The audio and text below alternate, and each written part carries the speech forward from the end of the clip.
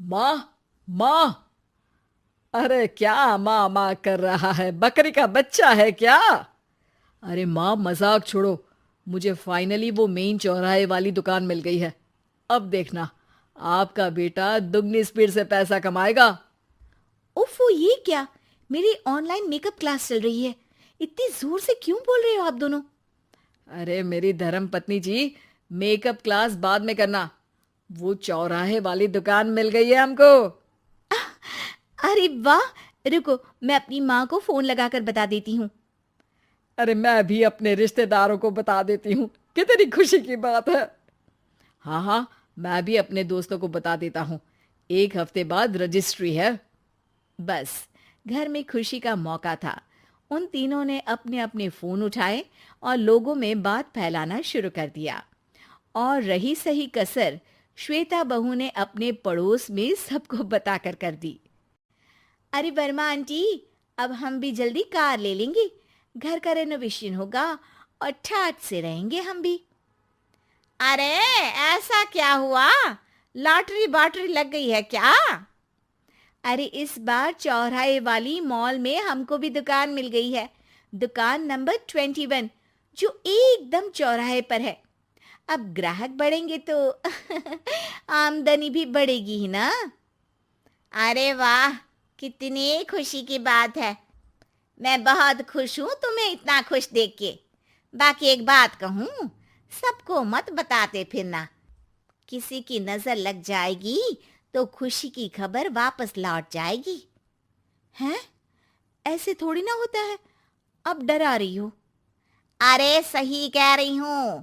काली नजर कहते हैं इस चीज को, जब आप किसी को कुछ बताओ और वो काम बिगड़ जाए। अरे लेकिन मैं तो। तुमने सबको बता दिया ना? हाँ, फोन लगा लगा के। अब बच के रहना। काली नजर बड़ी खतरनाक होती है। श्वेता इतनी खुश रहती है कि वो वर्मा आंटी की बात पर ध्यान ही नहीं देती, जबकि पड़ोस में और भी लोगों से खुशी की खबर शेयर करती रहती है। अगले दिन राजेश बहुत दुखी होकर घर आता है। अरे बेटा, क्या हुआ? मुंह क्यों सूजा हुआ है? मधुमक्खी ने काट लिया क्या?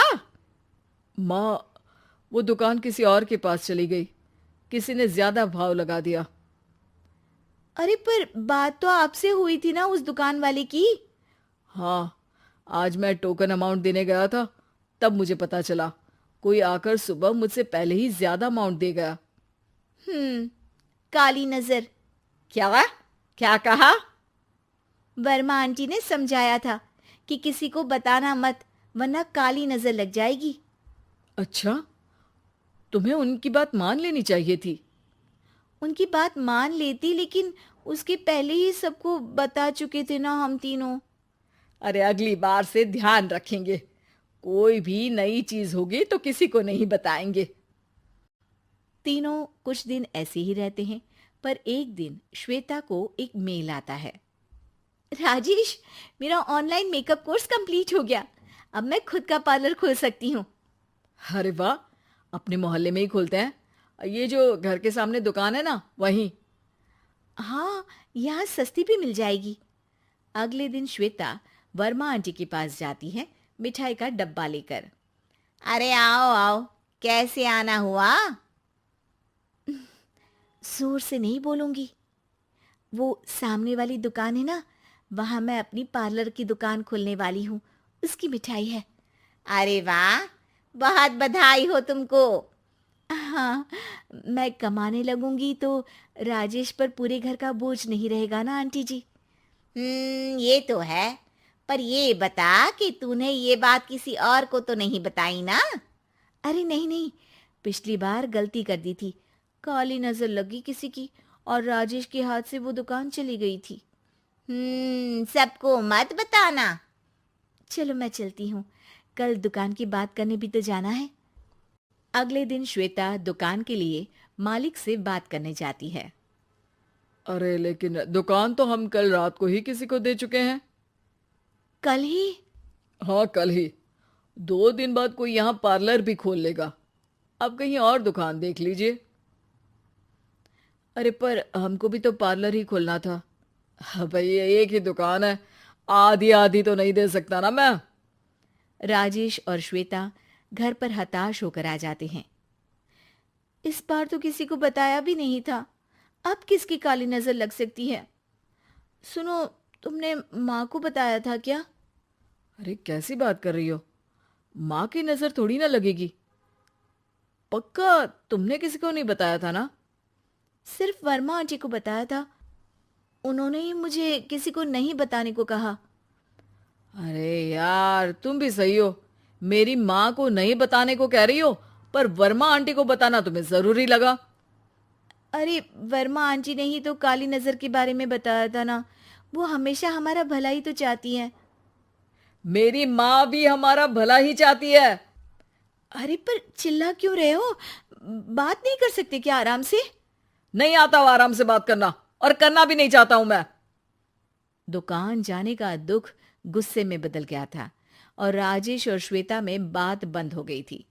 2 दिन बाद मोहल्ले में पार्लर का इनॉग्रेशन हुआ, जिसमें मोहल्ले के सभी लोगों को बुलाया गया, पर श्वेता, राजेश और माँ नहीं जाते।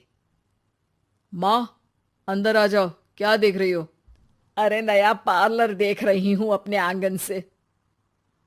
देखो, माँ को दूसरे का सुख देखने में कितना मजा आ रहा है, मेरा दुख नहीं दिख रहा इन्हें। यहाँ मेरा पार्लर भी तो हो सकता था। अरे चुप रहो यार, हर बात में लड़ाई क्यों ढूंढ रही हो? राजेश और श्वेता फिर बहस करने लगते थे। तभी माँ ने दोनों को बाहर बुलाया। अरे जरा देखो तो, दुकान चलाने वाले का बोर्ड पर नाम क्या लिखा है? श्रुति वर्मा। गाड़ी निकाले बेटा, हमें कहीं जाना है। काली नजर का इलाज कराने। राजेश अपनी बाइक निकालता है। तीनों ट्रिपलिंग कर रहे हैं। माँ राजेश को उस मॉल वाली दुकान पर लेकर जाती है जहां राजेश अपनी दुकान खोलने वाला था।